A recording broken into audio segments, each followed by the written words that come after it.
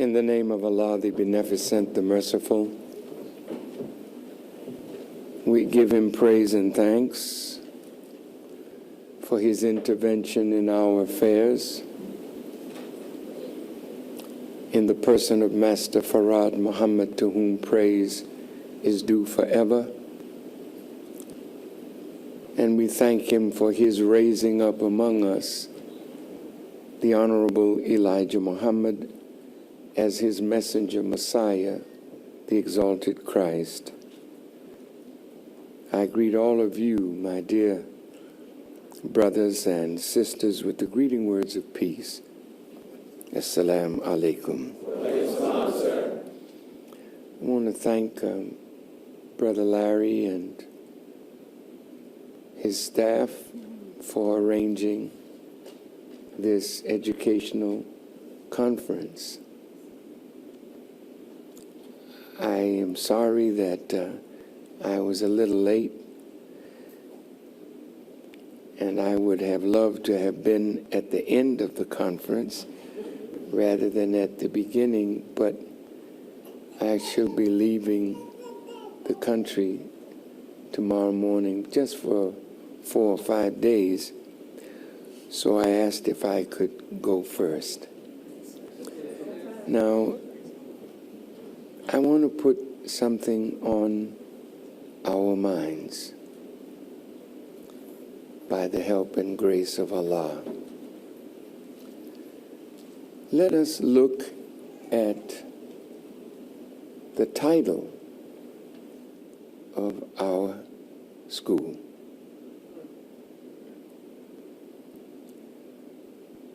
Muhammad University of Islam.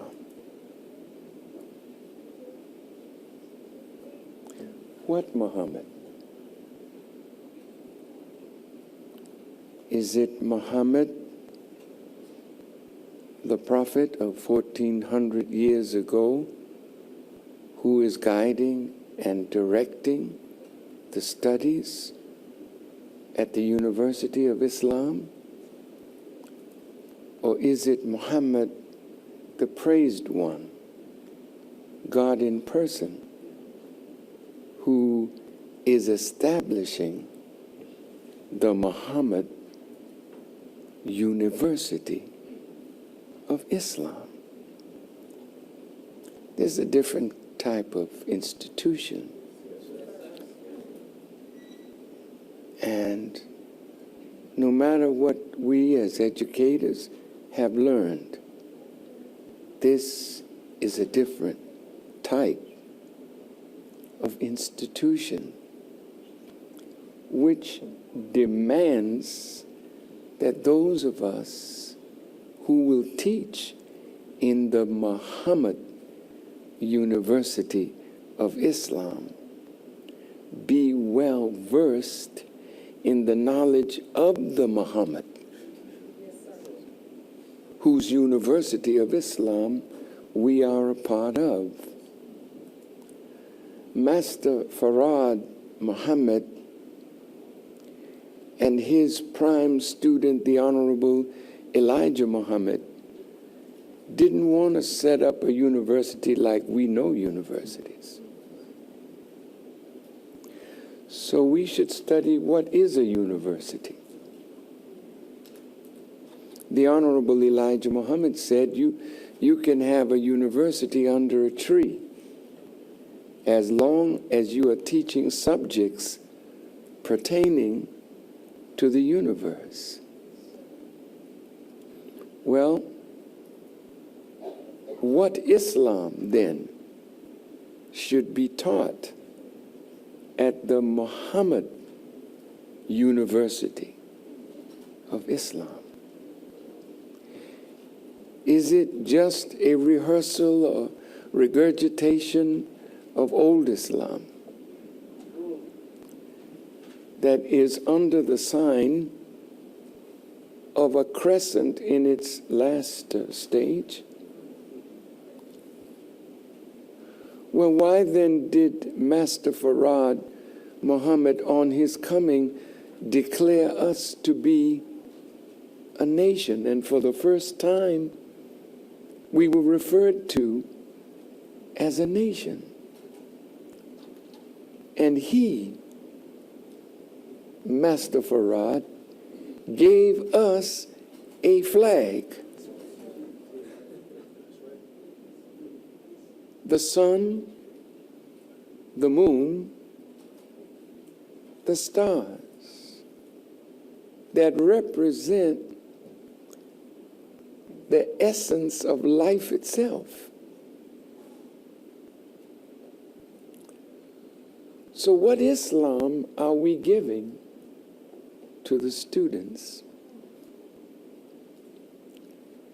If he started us off, you that are educators, you couldn't get in the nation unless you enrolled. Well, what did you enroll in? You enrolled in the Muhammad University of Islam. So no matter what degrees you bring to the endeavor, you're striving now to get another one from the master of master teachers at the Muhammad University of Islam. Well, if that man that came is in fact the best knower of all who know, then why would he give you a curriculum on that you do know? And then declare that he would make all things new. So I want to lay a little pressure on our minds and say, not in a negative, injurious way, we have yet to become the Muhammad University of Islam. Well, it's interesting that the Honorable Elijah Muhammad said that the whole scope of the teachings of Master Farad Muhammad is astronomy. Have you heard that before? Well, how much of astronomy are we studying? So I thought that in my short time before we break for Maghrib and Iftar, I would like to look at astronomy. And I'd like to invite us to do the same. You know, if the whole scope of his message is astronomy, which is the study or the science that deals with the study of celestial objects, stars, planets, comets, nebulae, stars, clusters, and galaxies, and phenomenon that originate outside the atmosphere of Earth. Well, I don't think that's quite right, because it would be foolish for you to study outside the Earth before you study the planet out of which we came. So the Honorable Elijah Muhammad invites us to enroll. And he starts us off with the student enrollment. Now, we may be teachers Unfortunately, if we think that and arrogate to ourselves that we know, then we have short-circuited our quest, because we are students. No matter what degrees you have, that's fine. But we are students now under God in His Muhammad University of Islam.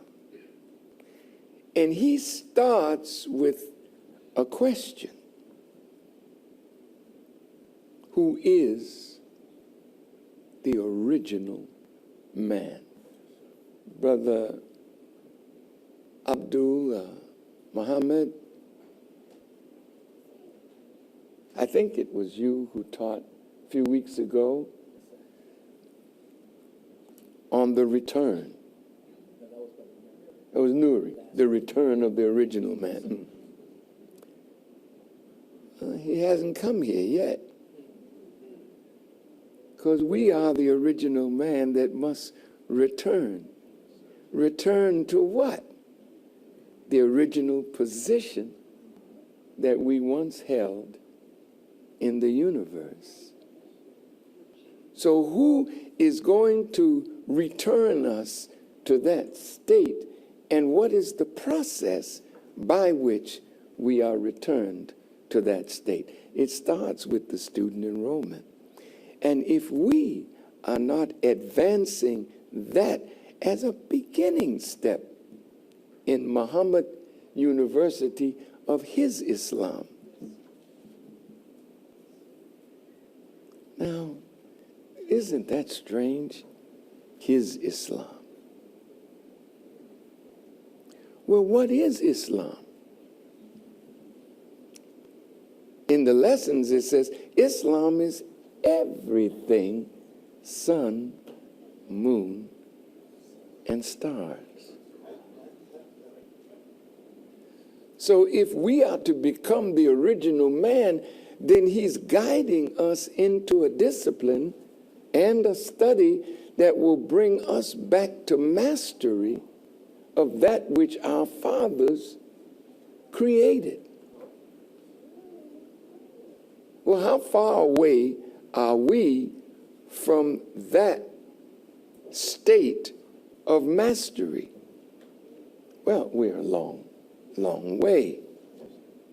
So if we are real teachers at the Muhammad University of Islam, then the babies that sit in front of us, the children that sit in front of us, should be well versed in what Master Farad brought.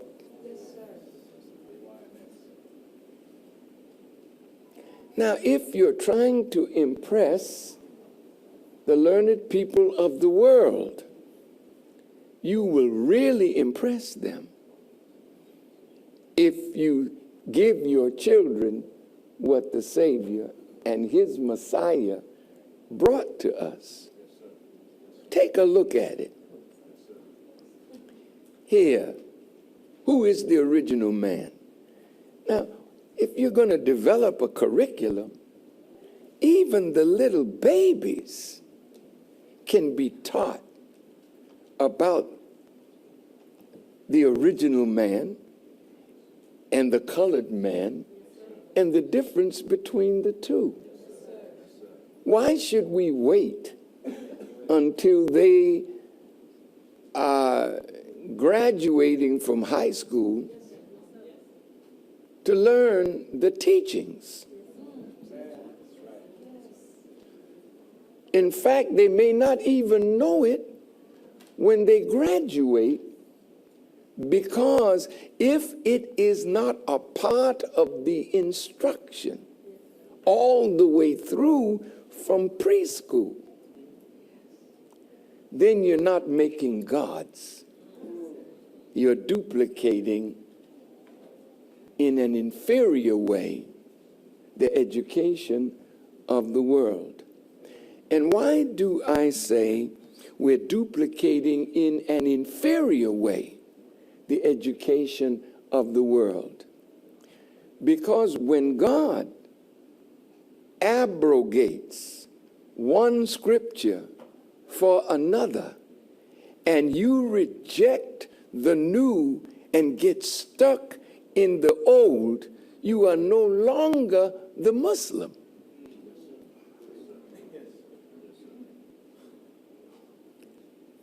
You notice he puts on the back page of the paper what the Muslims believe and what the Muslims want. Well, that's a definite article that's saying that you are being carved out to be a standard of something new, to reflect back to the old, to bring the old forward into the new. That takes great courage, great strength, great conviction, great faith in what you've been given. But if you don't believe in what you've been given enough to make it the food that is fed to every student, including yourself,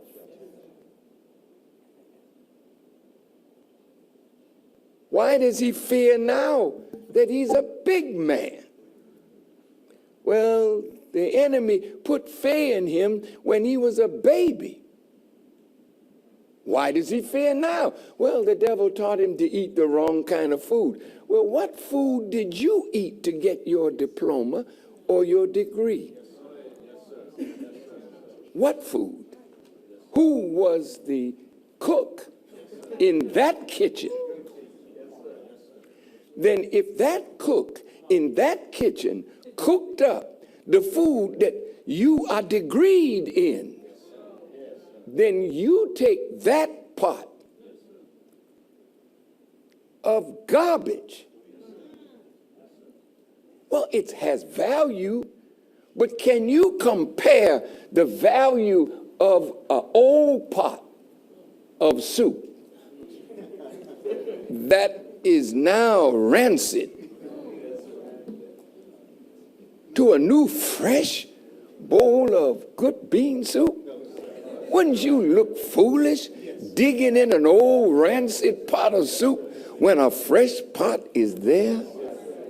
See, well, if you don't have confidence in the new cook that has cooked you a brand new bowl, you keep slopping up what's in the old bowl, getting sicker by the minute and going back into disbelief and canceling out your enrollment in the school.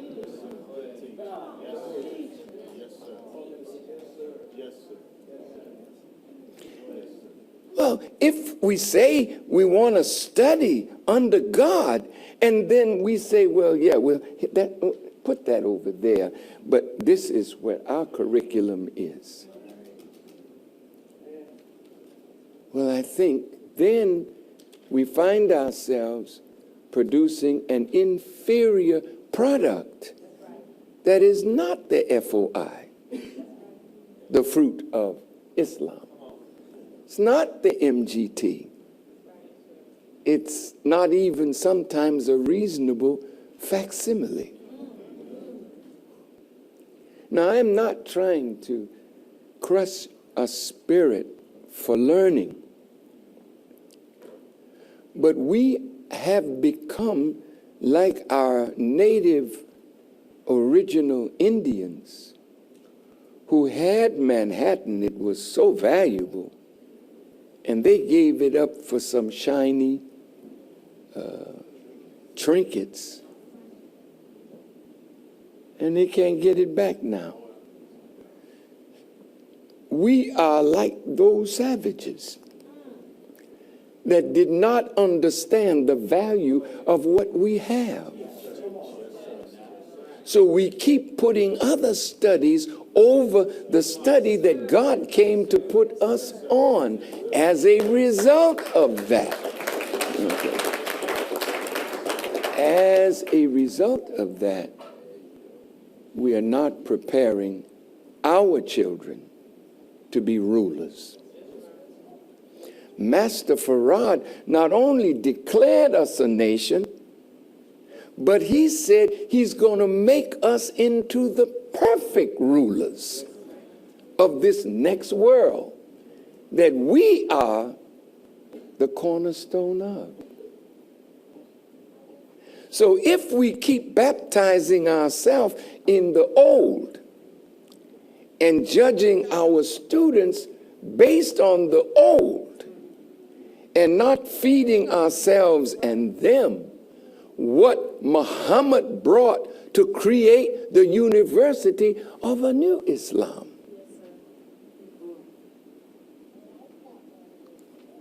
Well, wait a minute. We respect and honor Islam as it has been taught and practiced over these 1400 years. But Master Farrakhan came to make us superior, not to flaunt supremacy, no, but to be superior in knowledge, wisdom, and understanding. So, the children, as well as you, should start writing. You should start writing curriculum that deals with what the Savior came to give us. And it's not hard. You have to be diligent. Now look, isn't it natural to refer to the things that you studied and got your degree in?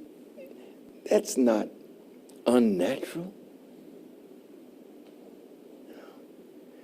I have a violin teacher now that was a student of the great master violinist Jascha Heifetz, and she's not content to leave me with bad habits.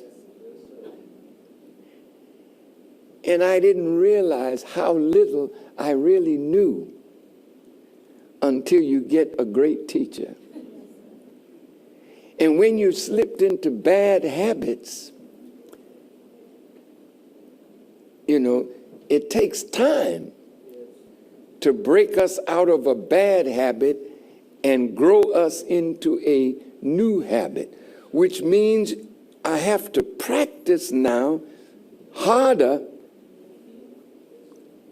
and remember the new thing that I'm learning so that I will never revert back to the old.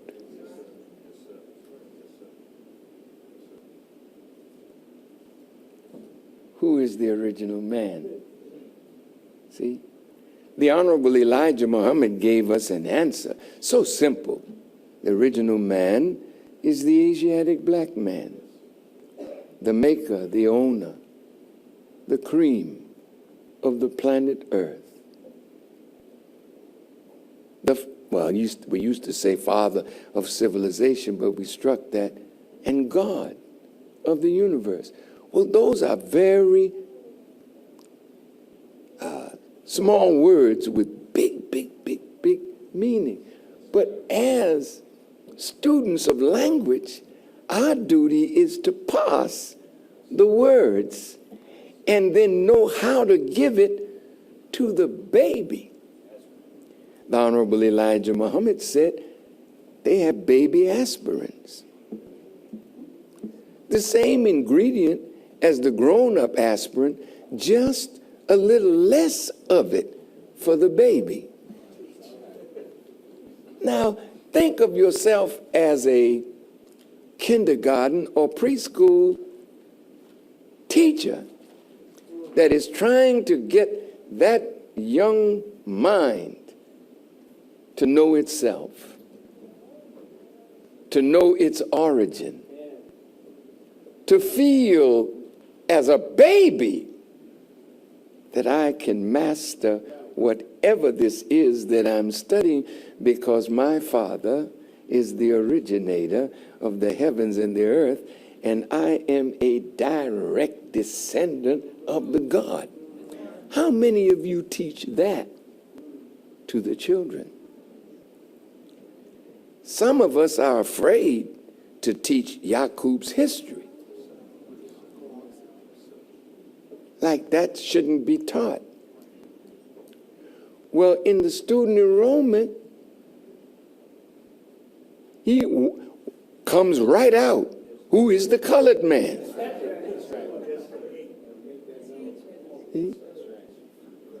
The so-called white man. Yaqub's grafted devil, skunk of the planet Earth. Oh, I can't teach that. Oh my God. Of course you can. You should bring a skunk to school. Sure. No, don't do this thing.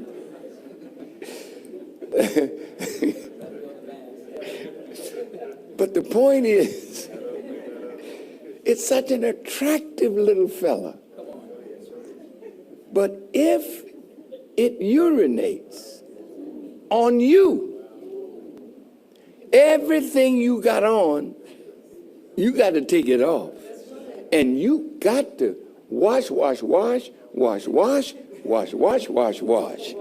Because a skunk's urine remains for a long time. So the reason this man is called skunk is that no matter if he's dead, the stench of his way of civilization covers the so-called freedom fighter. You think you got a new lease on life, but what is that I smell? And you're smelling yourself, because the skunk has made an impression on us that literally we bring wherever we go. And that's why this teaching is designed by the Savior to bring about a transformation. Original man, colored man. Then he gets to the numbers. The children should know that. What is the population of the original nation in the wilderness of North America and all over the planet Earth? Oh, well, okay. Those numbers have significance. What is the population of the colored people? Well, that can be turned into a wonderful curriculum. What is the population of the original nation? What is the population of the colored people? What is the square mileage of the earth? Now, you know, before Galileo, people thought that the earth was the center of the universe. They're not wrong. It just depends on how you look at it. Now, it's true that the sun is the center of the universe, but the earth is the home of God. So if the earth is the third planet from the sun, yet it is the home of God, then the most intelligent life in the universe is where God is. Now, in astronomy, you know, you will study the moon. They say there are mountains on the moon. Yes, of course. Because it's a part of the earth. The Honorable Elijah Muhammad said to me, and I think he said it to others because he didn't give me no special teaching.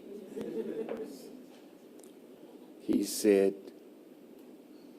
you can tell that the most intelligent life is on the earth because of the degree of experimentation. And you measure experimentation by mountains. So the mountains that were brought up on the earth are experiments that prove the high level of intelligence. Well, if they say there are mountains on the moon, I don't know about Mars. They may say that too. But he said the level of experimentation on Mars is so much less than it is on Earth, and that's why he said to us that the intelligence level on Mars is not equal to the intelligence level on the Earth. Well, if he is on the third planet, and he's the God, not of the third planet, he's the God of the universe, then there's something to be said about the earth as a center, but not taking that in the sense that the sun, of course, is the center of the universe and all the planets rotate and revolve around the sun, but everything bows down and rotates around the wisdom of God, who is greater than the sun. So let's go just a little further. I don't want to take too much time with that. But then he tells us when we get into lesson number 1. Now you get into useful land in the student enrollment. Used every day. Well, what is the difference between useful land and non-useful, and what makes non-useful land non-useful? And is there a science that you should know about that can take non-use and make it useful?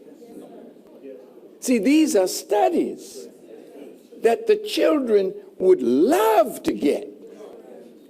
Then you could send them anywhere. And I've seen it. I've seen students in the first grade stump people with PhD degrees who use the teachings of the Honorable Elijah Muhammad. Now, if lesson number 1 is the base of our work, if that's the base, that's a foundational teaching to bring us where Allah wants us to go. Have you considered a curriculum like that? Why isn't the devil settled on the best part of the planet Earth? Where was he settled? He ain't settled even in Europe, but the best part. That's why he's always after the lands of the original man, because the lands of the original man is where wealth is, knowledge is. So he has to, in order to survive, suck the life of the original. Get the resources from the original. So this leads to your social studies and geography and geopolitics. And there's nothing wrong with babies understanding geography and being able to go to a map and point out Mecca. Huh?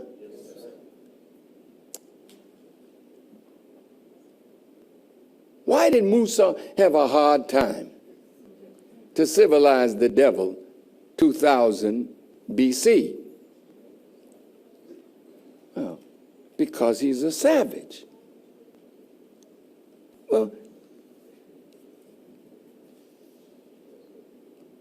why shouldn't our students know the hard time that Musa had, and then bring some of the evidence, take them over to the museum and let them see the caving? That's a class.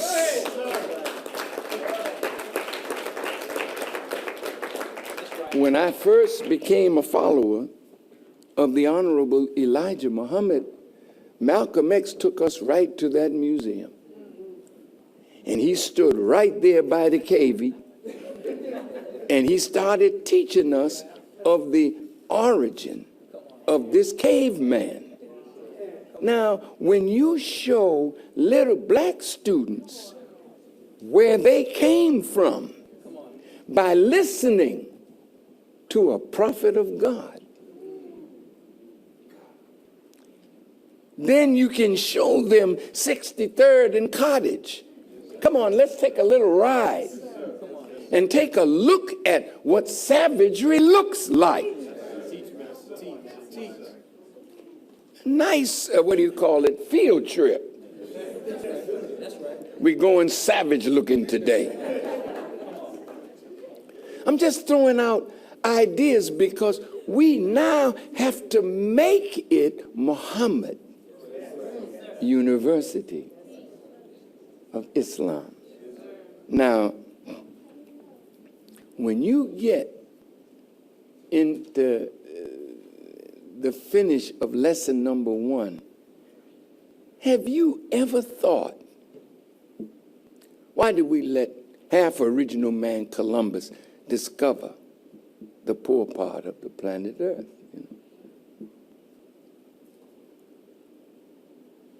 How many of you would dig to get research on Columbus that verifies the teaching of the messenger? That's what the students should be studying. Go to the library and see if you can find a good book on Christopher Columbus. Since he was half original, who was his mother? Who was his father? See, well, he's giving you hints and keys, but we've got to go dig it up and start teaching it to the children so when they meet any half original, that's Obama. He's a half original. Allah is always using these half originals. That's right.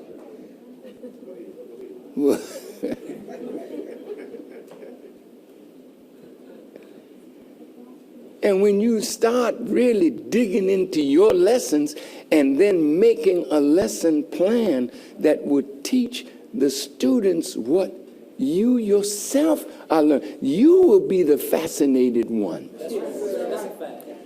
And if you are inspired by studying deeper into what Muhammad came to give us, then that enthusiasm would rub right off in the classroom. Let me tell you something.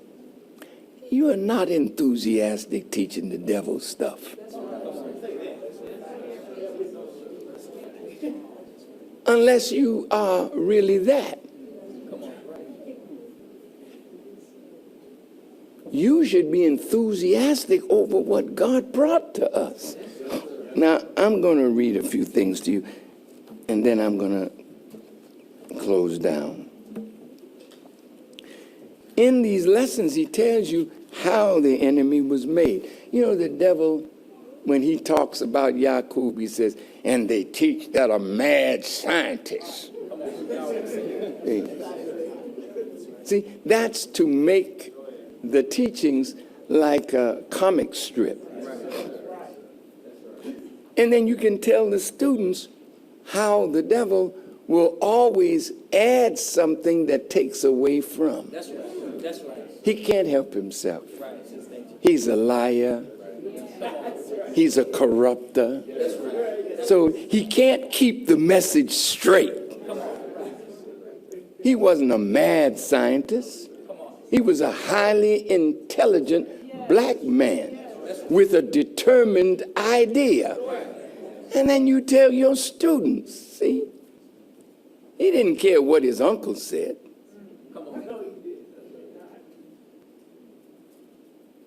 At 6 years old, he's playing with 2 pieces of metal and found one had the power to magnetize and draw the other one to it. And he told his uncle, when I grow up, I'm going to make a people to rule you.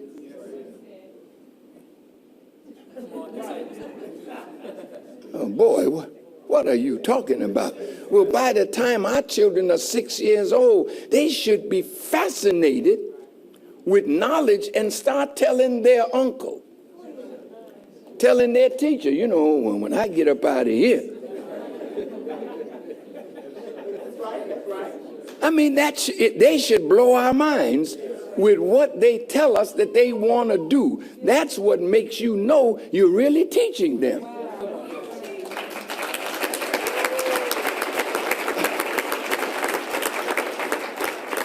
Now, when you get to the problem book, now this is something that the students really need to know something about. And I think we're the students. Now, the Honorable Elijah Muhammad said, really, you can go at it mathematically. That's really not the answer. Mathematics is used to describe the miserable condition that our people are in when the Savior found us. But here's something that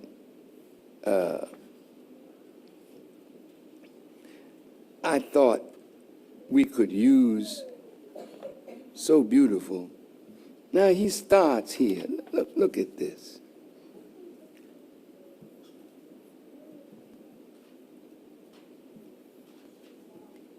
After Earth, problem 17, he says Mars, the inhabited planet. Now they still struggling to find out. You're following somebody who knows. And if you don't want to use what the best knower has taught you, then you're back. No, you're worse than that, because if you won't use this, then Allah starts taking you under with what you think you know. Because you're rejecting God. And woe to the rejectors. Am I making any sense? Now look at this. He tells us in this what kind of engineers we need.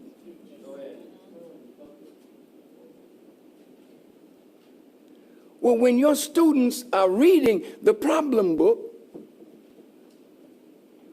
then you can tell them, we are here to build a nation. We're not here to ask our former slave masters and their children for a job. You put that in the babies when they're just so high. Tell them how important an engineer is to the building of a nation. Mathematics and science, but astronomy takes all of that into consideration. Astronomy, astrophysics, mathematics, calculus, all of it is there because you're trying to calculate distances between planets, studying their motion and their perturbations. Look that one up, you know. When the planet is agitated. They talk about the sun. Oh my Lord. When you get them studying the sun, then you bring your Quran. See? That the prophet is what?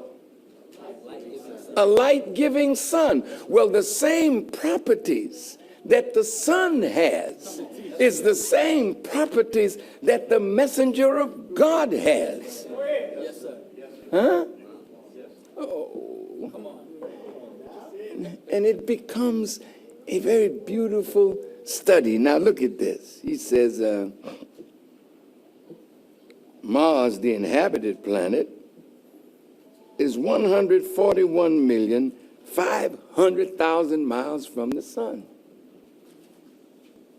Now, what kind of student is that in the kindergarten or first grade? Little brother Shah, stand up, please. Yes, sir. What is the distance of the planet Mars from the sun? What is the planet Mars' diameter?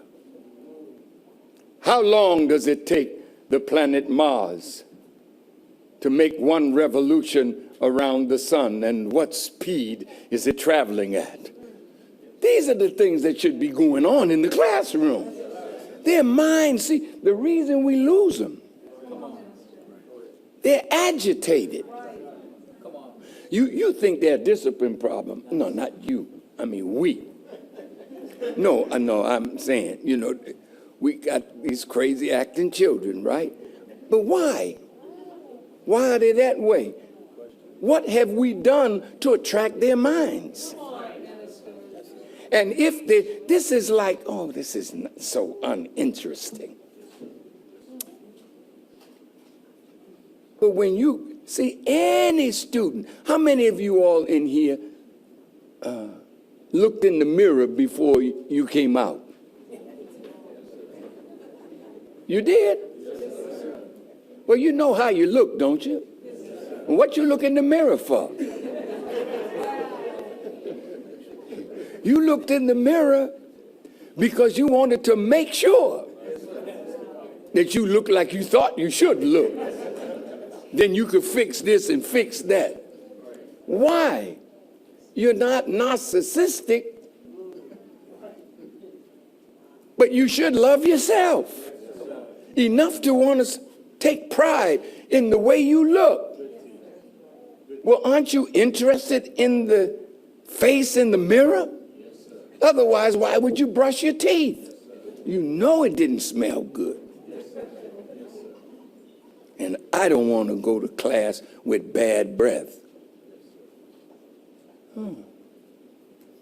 Well, if you make the students see themselves in the learning process, they'll always be interested in learning because they're curious about themselves. And when you can relate all of this to the self, then you got that student's mind. And you do not need Ritalin. You don't need these disciplines of not a lot of, unnecessary spanking, because that doesn't necessarily get children to do what you want them to do. You want them to do it because it's right to do it and it's good for them to do it. But it's like somebody, when you go to get a car and they're trying to sell you what you don't even want. But after a while you buy it. Say, how did I get twisted around like that?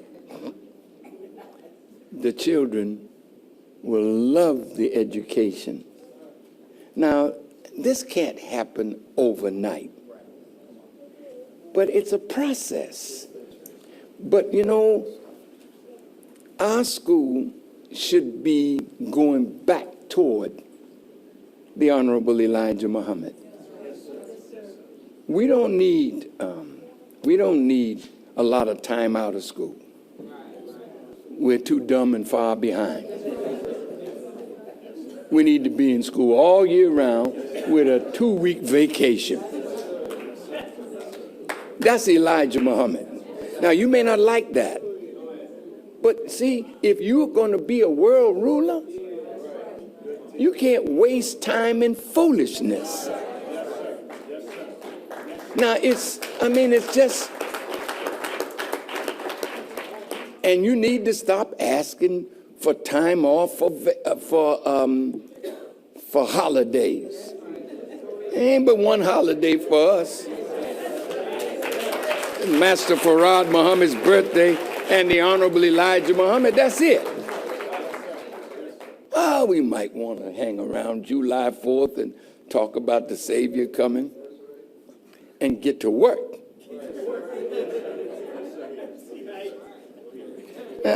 Look at this. Mercury is also an inhabited planet. Now that's the first one.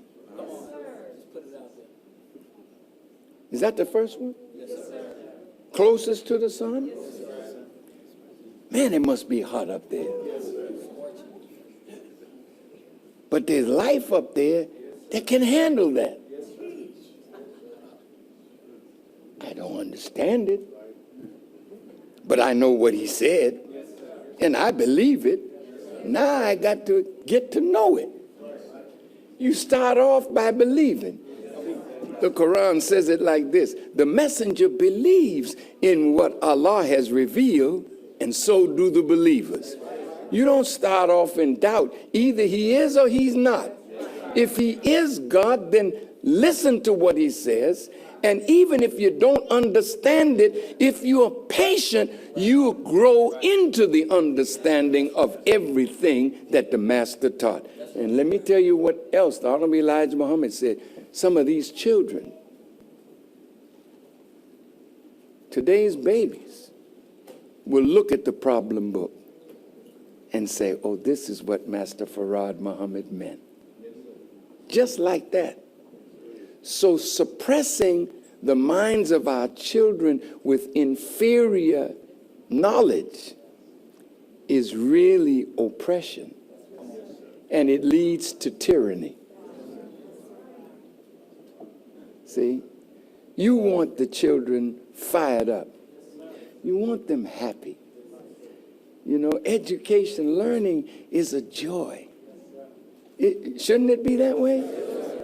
Okay, so I'm saying all of that to say you got actual facts in the problem book, man. That once you know them and teach them to the children, they'll blow people's mind. What is the speed of thought? Huh? You go to anybody and ask them that, they say, what are you talking about? Come to the babies at Muhammad University. Oh, the speed of thought, 24 billion miles per second. And where did you get that? God.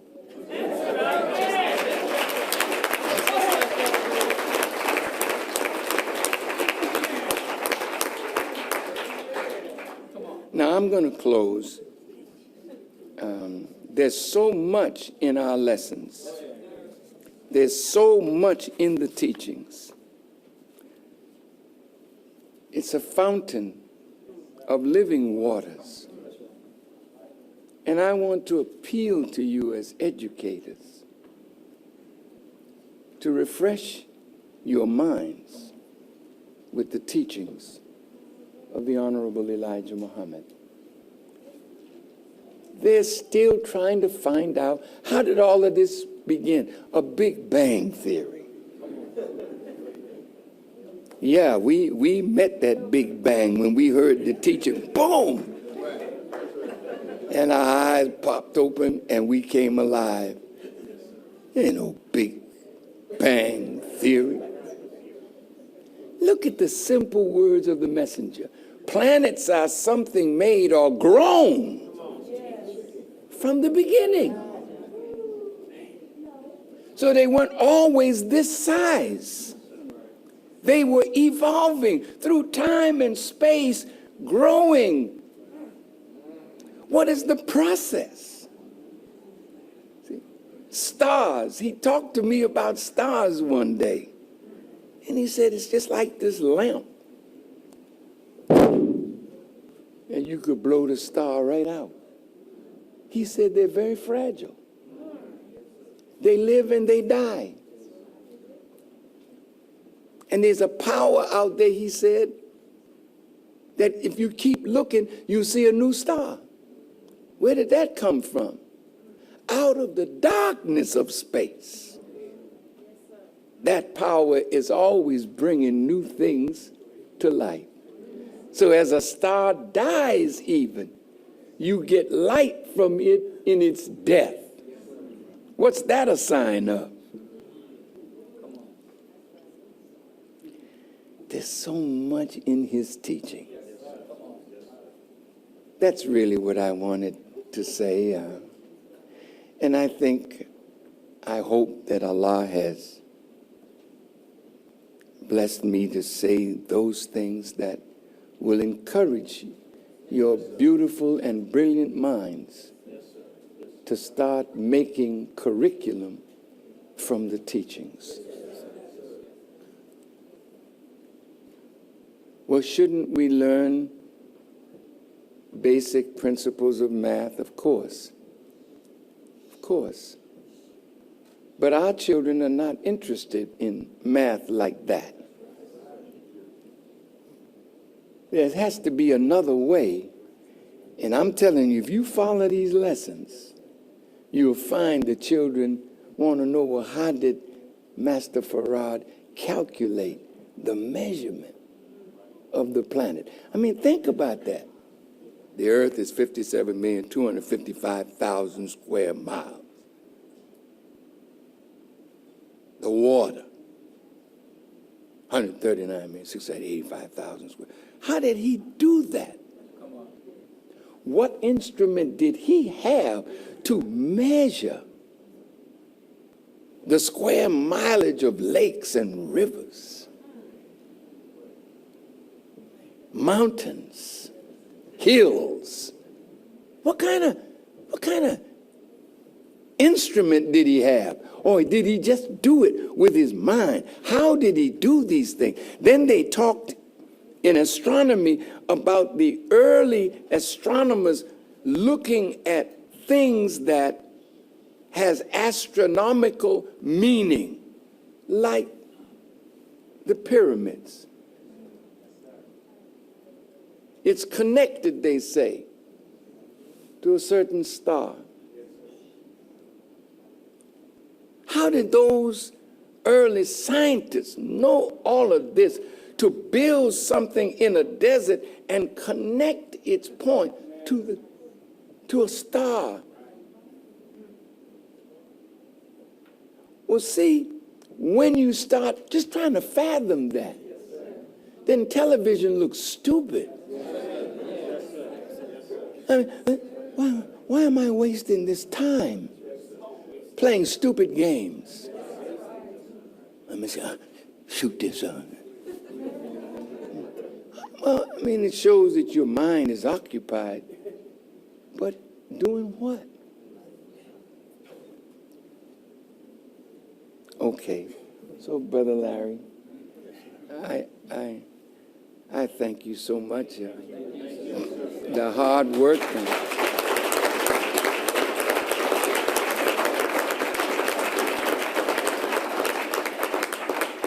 Well, it's almost time for Maghrib. Does anyone have a thought or question that you might wish to ask? And I might not know the answer, but I'll do my best. Is there a question? Yes, sir. Assalamu alaikum. Walaikum salam, sir. I want to know, what did the Honorable Elijah Muhammad say about volcanoes? That's what I want to know.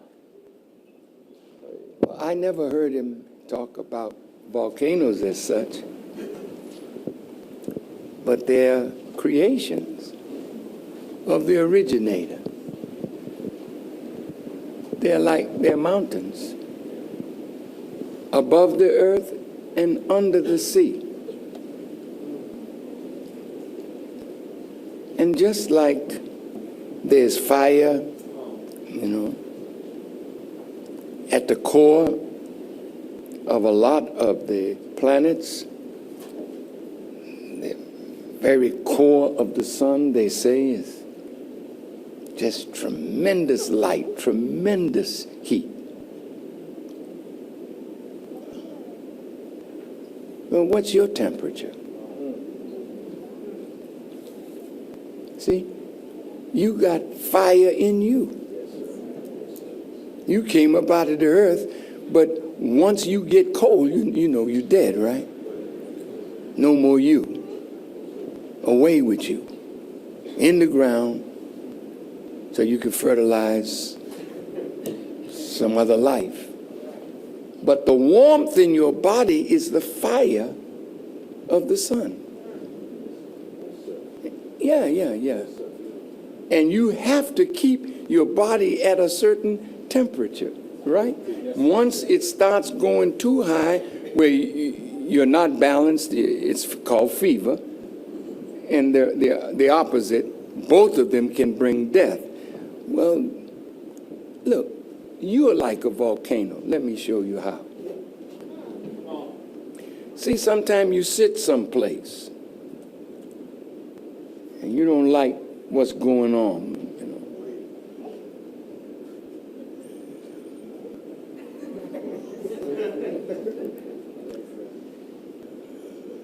don't say nothing, but after a while you see a rumbling.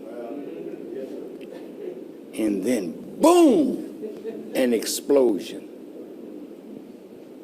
That's an eruption.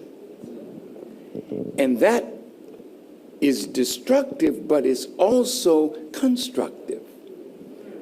Because when the volcano erupts and the lava comes down and destroys everything, but come back later and look at the beautiful green, lush grass and trees and shrubs and flowers from burning. Study volcanoes if you want to know about them. That's not a big mystery. I just never heard the messenger talk about volcanoes. Have you, brother, did you read anything or hear anything, Brother Sultan, in the table talks?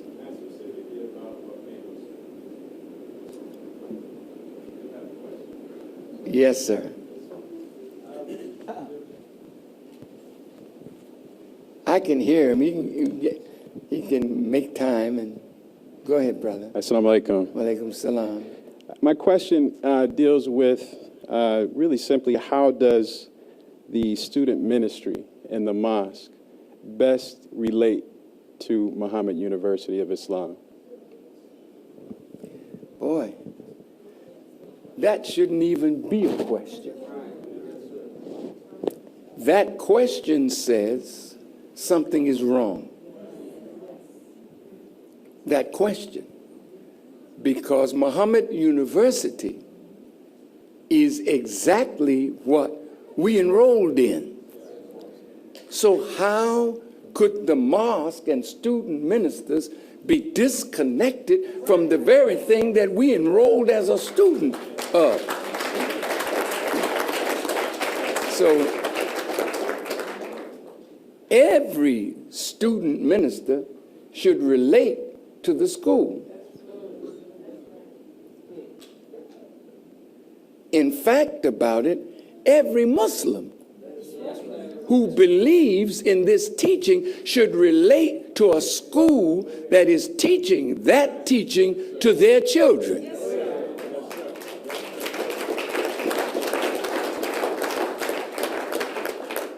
So I think we have a lot of negatives that have to be turned into positives. You know, the school should not be allowed to limp along on its own. Brother Larry, as a doctor and an administrator and a teacher, he needs support. And once you leave a man alone, he's a thinking person. I mean, he's not somebody that, well, I'm left alone, so I'll wait till, they come around. No, he's going to do something. You may not like what he does, then you'll come around.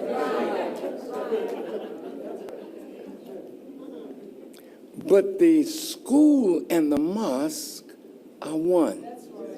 It says in the lesson, the temple reading class. See? What are you reading? You're reading the same thing that the students are studying, and they report their progress right along with the rest. The school is an essential part of the mosque. Why do I say that? Look, we're in the mosque, the older ones, we're in the mosque. You got your job you go to. You got to pay bills. The children are freer, should be, to reach into the teachings to be what we have laid a foundation for them to be, but they're going to be so much greater than we are. God made them that way from their mother's womb to supersede us. And our job is to put the food there for them and watch what they do with it. Now, we may have some Yaqubs in here, but we won't know. You got to find out who is the new Yaqub. Well, maybe the messenger said, I am Yaqub in reverse. He was, Yaqub of old was making devils. He's making gods, if we allow him. Okay? Last question. Yes, young man. Oh, I'm sorry. I'll get to you. Go ahead, son. Just shout it out. They'll get the mic to you. I was wondering, what happened to Yaqub's family? Why were they miles outside the city? Where was his parents? What happened to his parents? Well, I guess if you told your uncle that you were going to make somebody to rule him, you might lose your uncle. See, you become a Muslim, sometimes you lose your family. See, this was something strange, what Yaqub was doing. And it got so strange, they had to be separated from the people of Arabia. You got to get out of here. You can't do this here. And they put him out. So if the family believed in him, they were with him. I don't know who they are. But I never read that the uncle was on the island of Pilan. I don't know nothing about mom and dad because they became inconsequential. What they did was consequential. He was born 20 miles outside of the holy city of Mecca, if that's what you're referring to. Well, yeah, don't make any difference where you're born, son. When you get up in age, I guess you leave your parents too, and you might find a city that you like more than Chicago, and you find a young lady somewhere, and next thing we know, we getting a call from Georgia, or a call from Mississippi, and telling us that daddy's grandson is on the way. That's the nature of life. We don't stay under our parents forever. That's right. That's right. You get up and you move out into the world. That's the nature of things. Yes, son. Assalamu alaikum, sir. Walaikum salam. Sir, one of my brothers wanted to know about online classes dealing with MUI. Right now, we don't have right now we don't have a class system for study groups or mosques that aren't in Chicago. Is there something that might be developed so that the satellite mosque and study groups can also have the same curriculum as Muhammad University of Islam? Yes, of course. Brother Larry, I'm sure, is working on an online school. But I am hoping that the online school will reflect the curriculum that Master Farad Muhammad came to give us. My encouragement to Dr. Larry is that I'm sure you may have gone to Detroit and looked at some of the early records. Did you?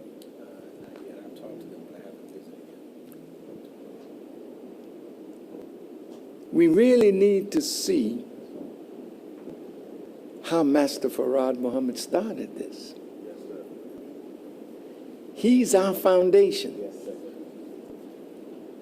And when you go and see what he did with persons who had not even finished the 8th grade, and they were in the problem book, and the babies were learning it, and their parents were learning it, and the Savior was writing the problems while he was in Detroit. This man is something. A couple of years ago, they had a beautiful picture of Master Farad Muhammad in the Sun Times. And that picture struck me because he was dictating a problem. And the people that saw the early writings and what the students were being taught, they were blown completely away by what Master Farad Muhammad was teaching. And you are blessed, we are blessed to have his teachings. And we must do better by his teachings than the online courses.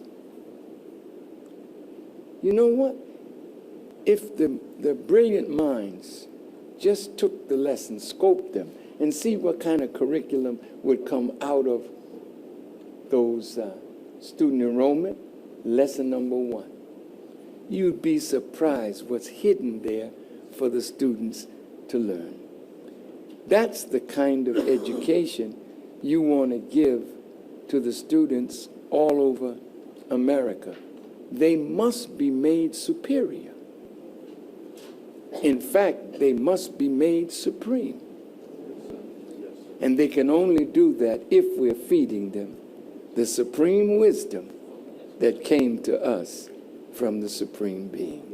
Last question, and I hope it's a short one, and I'll try to make it very short answer, because it's time for you all and for us to break this fast. Assalamu alaikum, Brother Minister. Wa alaikum salam. Have you ever heard it taught, who are those other people who Master Farad Muhammad talked about? Brother Shaw wants to know in the problem book, in the problems, the other people mentioned that want to know. In other words, they're superseded by, I can't remember. It's Shaw wants to know. D.W. Shaw. D.W. Shaw wants to know. Are these, in the teaching on who these people were? No, I don't know, brother. And I really don't know. But I know what I want to know and what we should want to know. Not what D.W. Shaw wants to know. That's fine. He's evidently a student in the classroom of God. You know, once you get exposed to God, you start raising questions. And, Master Farad just blew people away. What is it? Wait a minute.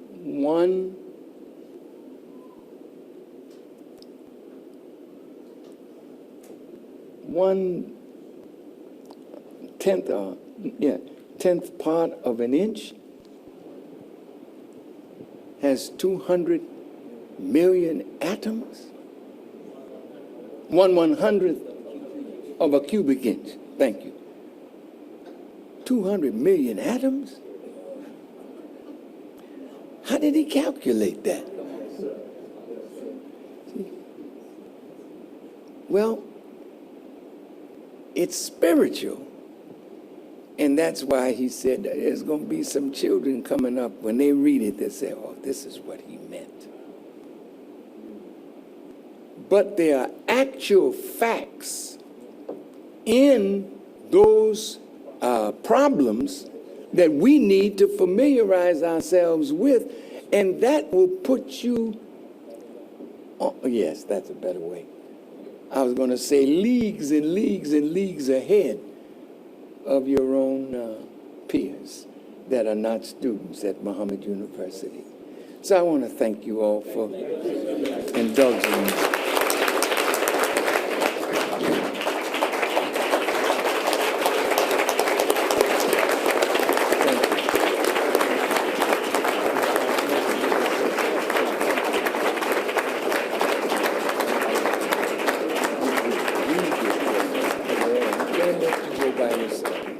Thank you, Brother Dimitri. I enjoy you always.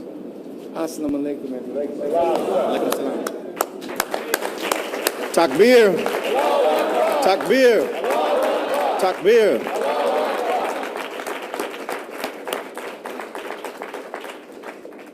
Brothers and sisters, I'm going to, before I bring Brother Abdul, he disappear? Brother Dimitri may have to close out in prayer, but before I bring one of them up to close out with prayer, the final call is set up tonight with the high-speed duplication so that you can get your copy tonight. Of course, those watching via webcast, they go to store.finalcall.com, store.finalcall.com. Okay, so you can get your lecture tonight. Also, we arranged for dinner, a special dinner. The Indian Lakes Resort has worked with us and been very hospitable, and we have a special meal, and the restaurant is going to be open a little bit later. And there are 3 different entrees: eggplant parmesan, herb-crusted tilapia. So you'll have, something that you can eat. And I think Sister Bercola, if she's in here, I think there are 2 different restaurants. I know the Masters Clubhouse, maybe Master Farad Muhammad, but that's the Masters Clubhouse is one of those restaurants. Is that the only one? And the one across the driveway, the Shiraz on the water. Okay? So that will be available in both of those restaurants. And for those watching via webcast, you will be able to get the sessions that we do tomorrow and Saturday. You will be able to look at those at the end of the day. We'll upload those sessions, okay? So we hope and pray that you all got a lot out of the message today. And thank you.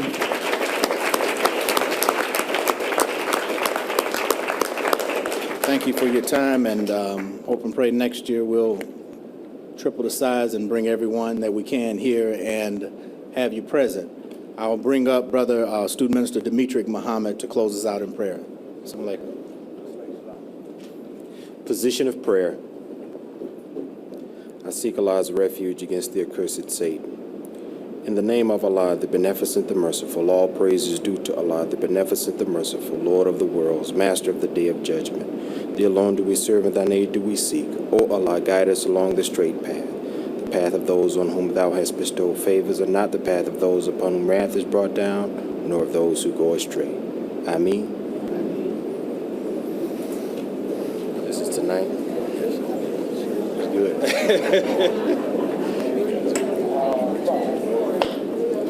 Brothers and sisters, we want to just remind you again that if you would like to get a copy of tonight's message in its entirety, we'll be high-speed duplicating in the lobby.